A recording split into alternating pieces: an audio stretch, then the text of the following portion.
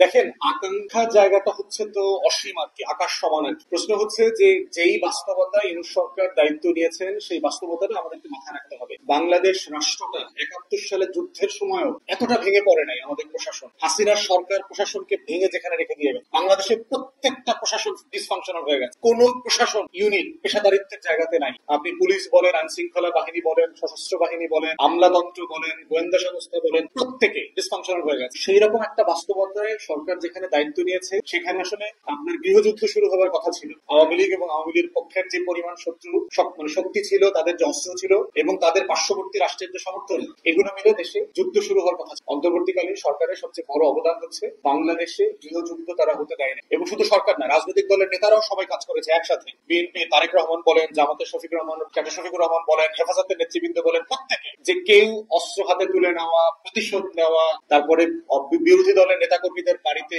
আগুন দেয়া, এগুলোর ব্যাপারে তারা সিরিয়াস স্টেটমেন্ট দিয়েছে এবং সবাই মিলে কিন্তু মন্দির পাহারা দেওয়া, প্রতিষ্ঠান পাহারা দেওয়া, এই কাজগুলো তারা করেছে। অতএব গৃহযুদ্ধ ঠেকিয়ে দিয়েছে সবাই মিলে। অন্তর্বর্তীকালীন সরকারের দ্বিতীয় সবচেয়ে বড় অবদান হচ্ছে এই পরিমাণ লুটপাট হওয়ার পরে, ব্যাংকিং সেক্টর ভেঙে যাওয়ার পরে বাংলাদেশে দুর্ভিক্ষ হওয়ার কথা ছিল, বাংলাদেশে দুর্ভিক্ষ হয়নি। এবং এই ধরনের গৃহযুদ্ধ এবং দুর্ভিক্ষের ইতিহাস দক্ষিণ আমেরিকা বলে, আফ্রিকা বলে, মধ্যপ্রাচ্যের ডজন ডজন দেশে আছে, ডজন ডজন দেশে ঘটেছে। তো এই দুইটা হচ্ছে মোটা দাগে অন্তর্বর্তীকালীন সরকারের অবদান, যে এই দেশটাকে তারা একটা নিরাপদ জার্নিতে, একটা সেফ ল্যান্ডিং এর দিকে। এবং এরপরে হচ্ছে কিছু কিছু সংস্কার আমরা দেখতে পাচ্ছি, সংস্কারের উদ্যোগ তৈরি হয়েছে। আপনি মোটা দাগে উপদেষ্টারা খুব বেশি চুরি টুরি করছে এরকম কোন অপবাদ নাই। তারা লার্জলি বাংলাদেশের কোন ক্যাবিনেটে এত সৎ মানুষ আপনি হিস্টোরিক্যালি পাবেন যারা, এবং অধিকাংশকে দেশ ছেড়ে পালাইতে হবে না, অলমোস্ট কাউকে দেশ ছেড়ে পালাইতে হবে। এরপরে হচ্ছে যে আপনার গড়ে প্রতিদিন ৩,৫০০ কোটি টাকা করে লুটপাট হয়েছে গত ১৬ বছর। এই টাকাটা লুটপাট হওয়া বন্ধ হয়ে গেছে। ব্যাংকিং খাতে মোটামুটি ডিসিপ্লিন ফিরে আসছে। ৫,০০০ টাকা, ১০,০০০ টাকা, ৫০,০০০ টাকা চেক দিতে পারে না, এরকম কোন খবর আপনারা এখন আমরা করছি না। দেশে রেমিটেন্স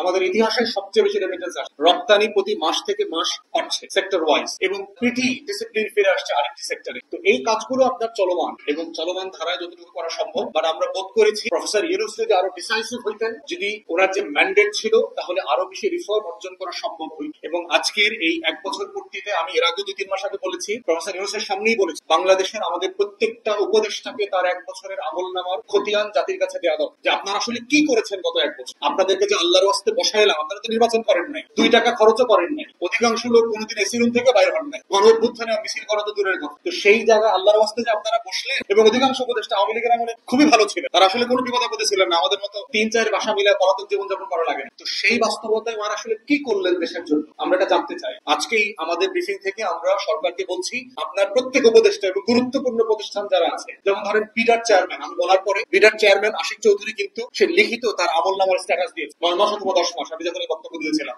উনি ওনার 10 মাসের আমলনামা দিয়েছে, বলেছে আমার সাথে দেখা হওয়ার পরে যে ভাই বাকি কাজ আমি করছি, আমি আপনাদেরকে ১ বছরের আমলনামা জমা দিই। বাকি উপদেষ্টারা কোথায়? অধিকাংশ উপদেষ্টা ইজ এ ম্যাসিভ ফেইলিয়ার। তারা তার ডিসিপ্লিন, তার ডিপার্টমেন্টের ডিসিপ্লিন আনতে পারেনি। ছোটখাটো বিষয়ে তারা ডিল করতে পারছে না। আন্দোলন চলছে, এখানে দেখেন তথ্য অপারা ৭২ ধরে রাস্তায় চলতেছে। মিনিমাম বেসিক দাবি দেওয়া নিয়ে এখানে তারা বসে, তাদের এই দাবি দেওয়ার মতো তারা রিজলভ করতে পারে। ডেকে নিয়ে মিথ্যাশ্বাস দেয়, এক কথা বলে তথ্য আপনাদেরকে, তোমাদের দাবি মেনে নিচ্ছি, আগামী সপ্তাহে সমাধান করে ফেলবো। প্রথম আলোতে বললাম, প্রথম আলোকে আবার মাননীয় উপদেষ্টা বলেছেন, এরকম কোনো আশ্বাস দেয়নি। মানে রাষ্ট্র কি ফাজলামি ব্যাপার নাই? আপনি আন্দোলনকারীদেরকে ডেকে নিয়ে এক কথা বলবেন আর প্রথম আলো পত্রিকাকে আর এক কথা বলবেন, এভাবে কি রাষ্ট্র চলে না? তো ছোট্ট সমস্যা, ৮০ কোটি ১০০ কোটি টাকার একটা প্রকল্প, যেটা প্রান্তিক নারীদেরকে আমাদের সেবা খাতে, আমাদের তথ্য প্রযুক্তির সাথে কানেক্ট করে, এই মানুষগুলোকে আপনি ২০০০ নিয়ে একসাথে টার্মিনেট করে দিচ্ছেন।